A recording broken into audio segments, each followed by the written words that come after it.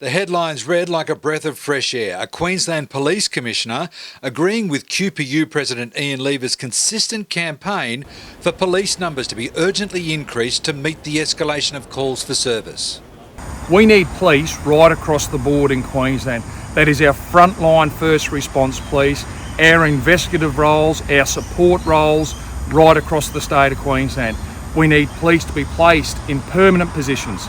Stop the secondments, stop the current state of place where it's just like a merry-go-round each and every day with the way police are seconded to a different area for a point in time for whatever purpose it may be. Give us those permanent positions so we can actually do our job.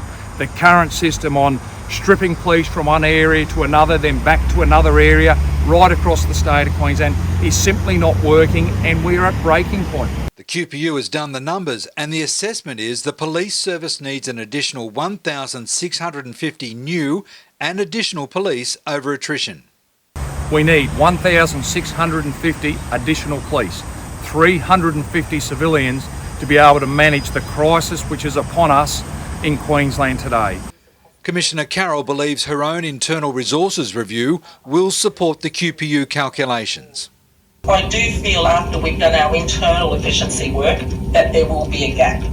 And I'm not sure what figures the union has used. I have spoken to Ian Levers about that, and I'm hoping that they've got that right, but certainly there will be a gap after this work has been done.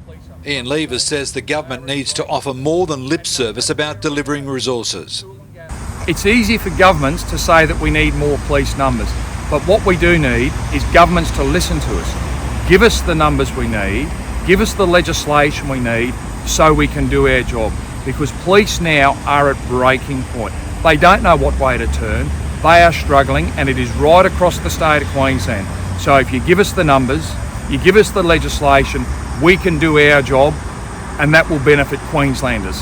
Helping to ease the strain on frontline police could start with re-examining legislation the QPU believes is inadequate. The solution is simple. Let's scrap the Youth Justice Act, let's get these juvenile criminals off the street, and let's keep them off the street and stop this merry-go-round and this farce where they continually are back before the courts, released back into the community, committing further crime, then back before the courts, and the merry-go-round continues. It is unacceptable. We need to protect the people of Queensland. The current system is broken. We need to protect good Queenslanders, and those juvenile criminals need to be behind bars. Ian Levers says domestic violence legislation, procedures and policy needs to be simplified and made workable, but one of the biggest community frustrations at the moment is youth justice. The Youth Justice Act is broken, unworkable. We need to scrap it and we need to start again. Successive governments have meddled with it, tried to improve and make changes from time to time. It simply hasn't worked. The Commissioner and all sides of politics, in particular Labor and the LNP, need to commit to the union's blueprint to help reduce the stress on frontline police and ensure they have the support they need. Our oath of office is to protect life and property.